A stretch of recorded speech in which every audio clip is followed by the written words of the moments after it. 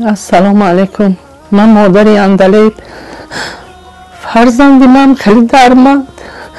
من از شما خواهش میکنم که مرد فرزند من کمتر کمک کنید. شرایط وضعیتر نمیتونم دستگیری کرده که فرزند من چی کنم.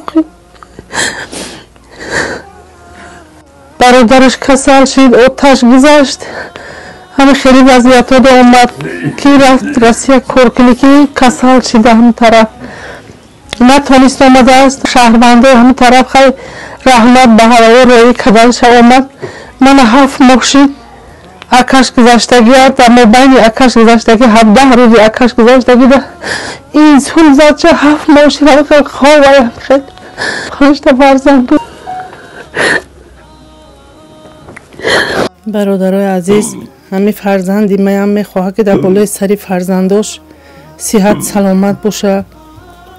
ای وابسته ای که کسل فرزندی من به جاگه کده.